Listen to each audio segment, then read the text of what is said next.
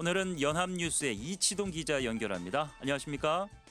네, 안녕하세요. 반갑습니다. 예, 이번 주부터 제가 맡게 됐습니다. 잘 부탁드립니다. 네네, 잘 부탁드립니다. 예. 네. 자, 미국과 중국 얘기로 시작해 보도록 하겠습니다.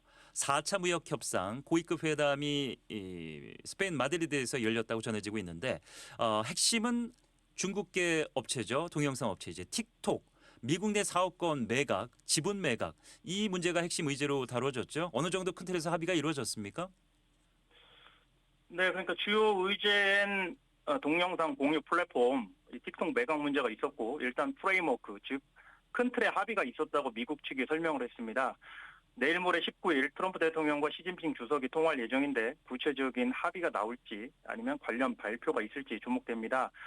미국 내 틱톡 금지법은 트럼프 일기 때부터 추진됐습니다. 네. 바이트 댄스라는 그 중국 기업이 틱톡을 운영하는데요. 그러다 보니까 중국으로 사용자 정보가 넘어가고 또한 알고리즘을 활용해서 여론을 자의적으로 조작한다는 우려의 목소리가 커진 겁니다. 미국 입장에서는 그 잠재적인 국가 안보 위협이라는 겁니다. 해당 법안은 지난해 바이든 행정부 시절에 통과가 됐습니다. 바이트 댄스가 미국 기업에 틱톡을 매각하지 않으면 미국 내 서비스를 더는 못하도록 했습니다. 트럼프 대통령의 재집권 이후에 시행이 여러 차례 미뤄졌고요. 협상이 진행 중이니까요. 유예 기간이 오늘 현지 시간으로는 17일에 만료가 됩니다. 그런데 말씀하신 대로 마드리드에서 열린 이번 주 협상에서 돌파구가 마련됐다고 스콧 베선트 재무장관이 밝힌 겁니다. 틱톡은 미국 내 이용자만 약 1억 4천만 명에 달한다고 하는데요. 네. 젊은 층이 주로 쓰고 있습니다. 틱톡의 미국 내 사업권 지분을 오라클 같은 회사를 포함한 컨소시엄에 넘기는 방향으로 정리되는 분위기라는 보도가 나오고 있습니다. 예. 자, 바이트 댄스 뭐 중국 기업들이 대부분 그렇습니다만 민간 기업 형태를 띱니다만 정부가 이제 대기업 같은 경우는 적극적으로 개입하는 상황 아닙니까? 이게 미국 내 사업권이 원활하게 매각이 가능할지 또 뭐 나온 얘기는 알고리즘은 빼고 매각을 한다 뭐 그게 또 가능한지 뭐 이런 얘기들이 좀 궁금해지나요? 그렇습니다. 잘 지적해 주셨는데요. 그러니까 바이트 댄스가 민간이라는 형식을 취하고 있지만 중국 공산당의 영향력 아래 있다는 게 대체적인 시각입니다. 오픈 시크릿이라고 할까요? 네. 흥미로운 점은 정작 틱톡은 중국 내에서는 서비스되지 않습니다. 다른 플랫폼이 있고요. 바이트 댄스가 운영하는, 그러니까 투트랙으로 가는 거죠. 그러니까 왜냐하면 이제 국내에서 이제 표현의 자유를 규제하는 그런 정책 때문일 텐데요. 대신 이제 미국이 틱톡의 이제 최대 시장으로서 그 다음으로는 인도네시아, 브라질이 뒤를 잇습니다. 한국에도 뭐 수백만 명에 달하는 이용자가 있는 것으로 돼 있고요. 틱톡 관련해서 그간 중국 정부는 일개 기업 문제를 정치화하지 말자 이런 입장을 견지해 왔습니다. 무엇보다 틱톡의 핵심 자산인 알고리즘 기술은 중국의 이제 수출 통제 목록에 포함되어 있거든요. 네. 그래서 이거를 미국 기업에 넘기는 건 쉽지 않은 문제입니다. 따라서 양국이 큰 틀에서 프레임워크에 합의는 했더라도 실제 매각이 성사될지 하더라도 언제 어떻게 진행될지는 좀 지켜봐야겠습니다. 예. 뭐 시진핑은 그래도 조금 예측 가능한 인물이라고 본다면 트럼프는 항상 이리저리 좀 튀잖아요. 갑자기 그렇죠. 협상을 뭐 네. 뒤틀거나 어깃장을 놓을 가능성은 없겠죠, 설마? 이제 뭐 그 부분이 관전 포인트가 되겠죠. 예. 그래서 이번 주 금요일 이틀 뒤 둘 간의 통화에 관심이 쏠리는 거고요. 먼저 트럼프 대통령이 사흘간 영국 국빈 방문을 위해서 오늘 현재 도착을 해 있습니다. 네. 그리고 나서 이제 이 대망의 둘 간의 통화가 이루어질 텐데요. 여기서 이제 틱톡 얘기가 나올 거고요. 참고로 이것도 좀 말씀드리면 두 사람이 이제 통화는 하겠지만 그간의 통화는 몇 번 했는데 네네. 공식적으로 발표한 것도 있고 발표하지 않은 부분도 있습니다. 몇 차례 했다고 전해지고 있는데요. 근데 이제 언제 어떻게 만날 것이냐 그렇죠. 이 형식이 또 관심이지 뭐 않습니까? 경주에서 열리는 뭐 에이펙 얘기까지 나오더라고요. 네, 그렇습니다. 그래서 이제 10월 31일부터 이틀간 경주에서 열리는 그 에이펙 회의 계기에 이때가 유력한 재회 계기가 되지 않을까 이렇게 전망이 되고 있는 거고요. 둘은 이제 6년 전인 2019년 오사카에서 G20 정상회의 계기에 만난 게 마지막이었거든요. 이제 트럼프 대통령은 경주 회의에 참석하겠다는 의사를 밝혔고요, 이미. 시진핑 주석 역시 참석이 기대가 되지만 다만 리창 총리를 대신 보낼 수도 있긴 합니다. 이거는 좀 봐야 될 것 같고요. 그리고 또 다른 시나리오는 트럼프가 이제 경주 에이펙 전후에 이제 베이징을 직접 방문해서 시진핑 주석과 회담을 하고 네. 내년에는 시 주석이 미국을 답방하는 이런 시나리오가 또 거론되고 있는 거고요. 결국 시진핑의 의중에 달린 문제고 시간이 자기 편이라고 보는 시 주석이 결단을 내릴지가 관건입니다.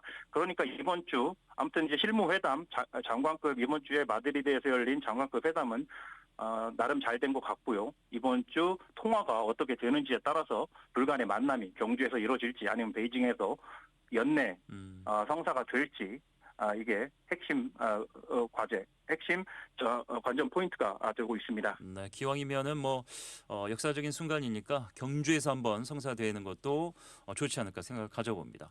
네, 조금 그렇습니다. 전에 틱톡 얘기를 저희가 전해드렸는데 일각에서는 최근 찰리 커크 암살 사건도 알고리즘의 폐해와 관련 있다 이런 주장이 있다고요? 네, 그렇습니다. 최근 벌어진 그 커크 암살 사건도 그러니까 알고리즘 하면 우리가 뭐 정보 편식, 왜곡을 불러온다 이런 폐해에 대해서 지적이 많이 나오고 있지 않습니까? 네. 그래서 극우든 극좌든 양극 단어와 무관치 않다는 겁니다. 뭐 뉴스를 많이 보셨을 텐데요. 그 찰리 커크는 31살의 이제 보수 운동가인데 트럼프 진영의 차세대 리더로 꼽혔습니다. 두 자녀의 아버지인데 그러니까 젊은 층을 파고들어서 강경한 보수 이념을 설파해 왔는데 특히 이제 트레이드 마크가 이 찰리 커크의 트레이드 마크가 대학 캠퍼스를 쭉 전국 캠퍼스를 돌면서 토론회에서 이제 참석자들과 1대1 질답을 하면서 이제 자신의 이념과 철학을 설파하는 겁니다. 이게 설전을 자주 벌였거든요. 이런 방식을 선호했는데, 근데 그 중에는 낙태 또 그리고 동성애를 반대하는 내용이 이제 줄을 이뤘고요. 예. 그러니까 진보 쪽에서는 눈에 가시죠. 그러다가 일주일 전에 유타밸리 대학 야외 행사에서 트랜스젠더 이슈에 대해서 언급하던 중에 저격을 당한 겁니다. 커크 추모식은 오는 21일 일요일 애리조나 풋볼 스타디움에서 대대적으로 열릴 예정입니다. 트럼프 대통령도 이번에 이제 사상 첫 미국 대통령으로서는 사상 첫 두 번째 영국 방문을 마치고 나서 이 이제 추도식에 참석할 계획이고요. 이 추도식엔 약 8만 명이 운집해서 진보 진영을 겨냥한 총공세를 위한 일종의 출정식이 될 거라는 전망이 나오고 있습니다. 예. 용의자가 체포가 됐는데 항상 이런 사건의 용의자들은 좀 특이한 점들이 보이고 그냥 뭐 그 사람하고 얘기를 나눠보지 않아도 알려진 소식이나 외모만 봐도 조금 그런 느낌이 옵니다. 범행 동기가 정확하게 나왔습니까? 아직 정확하게 범행 동기는 파악되지 않았고요. 네. 수사가 계속되고 있지만 오늘 이 용의자인 타일러 로빈슨 그러니까 22살의 로빈슨이 오늘 시작된 재판에 나오긴 했습니다. 네. 참고로 이제 신병을 확보했는데 이 과정도 조금 특이했는데요. 예. 한 33시간 동안 이 신병을 확보하지 못하고 체포를 못했는데 TV에 나온 용의자 사진을 본 아버지가 혹시 너냐고 물어보니까 로빈슨이 시인을 했고 예. 이제 설득을 해서 당초 로빈슨은 자수하느니 스스로 목숨을 끊겠다 뭐 이렇게 얘기를 했지만 이제 설득을 해서 이제 자수 형식으로 취하게 된 거고요. 그리고 이제 앵커께서 동기에 대해서 질문을 하셨고 이 부분이 참 관심사인데 네. 그러니까 몇 가지 단서나 이제 추정할 수 있는 부분이 나온 게 있습니다. 먼저 이제 그가 성 전환 중인 사람과 연인으로서 동거 중이었다는 점. 그리고 현장에서 수거된 탄창에 뭐 헤이 파시스트 그러니까 극우죠. 파시스트 예. 붙잡아봐라. 캐치 뭐 이런 게 적혀 있는 그 문구가 있었고요. 결국 트랜스젠더 반대 운동을 이끌던 커크에게 앙심을 품었을 가능성이 제기되는 겁니다. 그리고 조금 전에도 우리가 얘기를 나눴지만 특히 유튜브나 SNS 알고리즘의 영향으로 레디컬라이즈드 그러니까 즉 극단적으로 과격해졌다는 게 스펜서 콕스 유타 주지사의 설명입니다. 결국 이번 사건은 미국 내 심화하는 정치적 양극화와 사회 갈등 그리고 문화 재현쟁 확산의 양상을 비극적이지만 적나라하게 보여주는 사례로 평가됩니다. 예. 뭐 이게 남의 얘기 같지 않은 게 미국도 그렇고 우리나라도 그렇고 진영 간의 갈등이 그 어느 때보다도 좀 극명한 최근 몇 년이 아니었나 싶은데 찰리 커크의 이 암살 사건에 대해서 이제 일부 연예인들이 애도를 표했다가 또 문매를 맞는 그런 사태도 우리나라에서 지금 맞습니다. 벌어지고 있습니다. 맞아요. 사실 이런 네. 불행한 일이 발생을 하면 리더나 지도자라면은 서로의 진영을 좀 다독이면서 통합의 계기, 화합의 계기로 가야 되는데 트럼프가 그런 인물이 아니라는 게 문제죠. 오히려 이제 우파를 더 자극할 가능성도 없지 않아 있죠. 그렇습니다. 그러니까 이런 일이 있으면 힘들더라도 이걸 계기로 해서 통합으로 이끌어 나가는 게 지도자의 본 모습이고 네. 진정한 리더로서의 모습일 텐데 그건 이상적인 거고요. 예. 트럼프의 현실에서는 좀 다른 것 같습니다. 트럼프 대통령은 즉각 이 사건을 극단적 미치광이 좌파 탓으로 규정했습니다. 그러니까 좌파가 인터넷 같은 데를 장악해서 증오를 조장하는 메시지를 많이 올린다. 그중에는 알고리즘 문제도 크다. 이렇게 주장하면서 대대적인 단속을 예고했습니다. 펜스 부통령은 이제 보수 세력을 겨냥한 조직적인 폭력이 퍼지고 있다고 주장하면서 이들의 테러를 소탕하겠다고 다짐했습니다.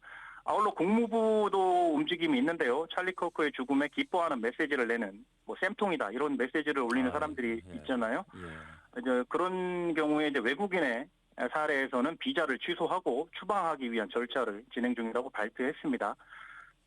이미 트럼프 행정부는 비자 심사를 할 때 신청자들이 과거에 쓴 SNS 메시지를 샅샅이 뒤지고 있거든요. 네. 그리고 이번에 우리 조지아주에서도 비자 관련해서 우리 근로자들이 곤욕을 치르지 않았습니까? 미국 비자를 받을 계획이 있으신 분들은 각별히 유의하셔야 하겠습니다. 예.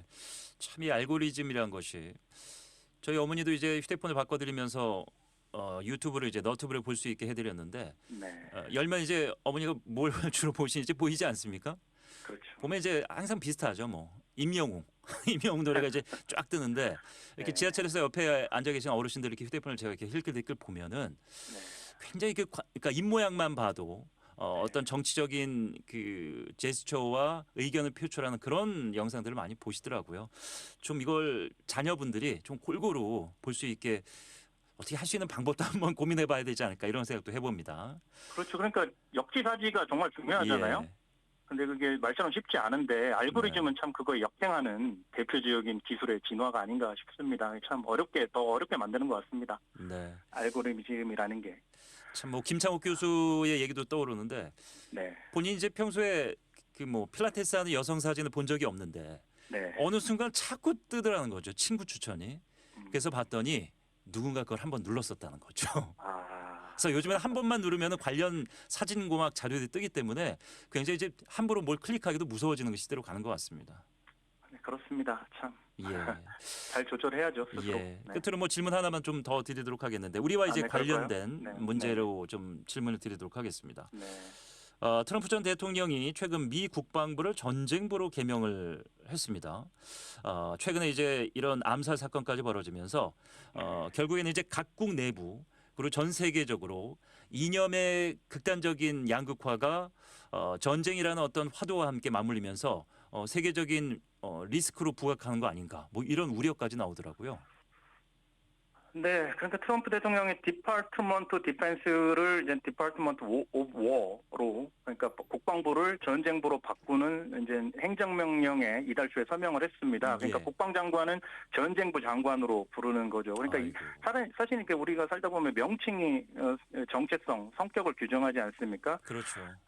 하지만 뭐 다행인지 부처 이름 변경은 이제 의회 동의가 필요한 사안이거든요. 그래서 현재는 국방부와 전쟁부를 공식적으로 병기하는 상황입니다. 그러니까 트럼프의 주장은 국방, 디펜스는 수세적인 표현이다. 미국의 군사력을 국내에 보다 공격적으로 드러내기 위한 조치라고 설명을 했습니다. 실제로 이제 국내 문제 해결을 위해서 군사력을 적극적으로 쓰고 있는 상황인데요. 그러니까 치안을 위해서 LA하고도 워싱턴에 이어서 테네시주에 있는 멤피스에도 군대를 투입하기로 했고요. 시카고를 그 다음 대상으로 지목했습니다. 그러니까 주 방위군을 투입해서 범죄를 막겠다는 겁니다. 네. 그리고 해외에서 보면은 미군이 또다시 베네수엘라의 이제 마약 밀매 조직의 운반선을 폭격했습니다. 그러니까 열흘 전에 한 번 했는데 이제 두 번째입니다. 열흘 전에 폭격했을 때 11명이 죽었고 이번에는 3명이 죽었다고 하는데요. 그러니까 잘 지적하신 대로 역설적으로 각종 분쟁을 종식하고 노벨 평화상을 받겠다는 트럼프가 이 군사력, 힘을 적극적으로 동원하면서 약간 아이러니하게도 이제 미스매치가 되는 상황이 벌어지고 있는 겁니다. 예. 정작 뭐 벌어지고 있는 전쟁을 종식시킬 노력은 이제 뒷전으로 미룬 것 같고 조금씩 분색을 드러내는 게 아닌가 이런 우려도 있습니다. 네. 오늘 뭐 이치동 기자님과 처음 함께했는데 저는 이제 아나운서라서 그런가요? 그 장음을 굉장히 잘 활용하시네요. 전쟁, 변경, 범죄 예, 시청자 여러분들, 청취자 여러분들이 이 포인트 이치동 기자님 하실 때 좀 잘 들어보셔도 또 재미있는 포인트가 될 것 아유, 같습니다. 아유, 고맙습니다. 앞으로 많이 배우겠습니다. 아닙니다. 예, 오늘 여기까지 네네. 듣겠습니다. 말씀 고맙습니다. 네네, 고맙습니다. 네, 연합뉴스의 이치동 기자와 함께했습니다.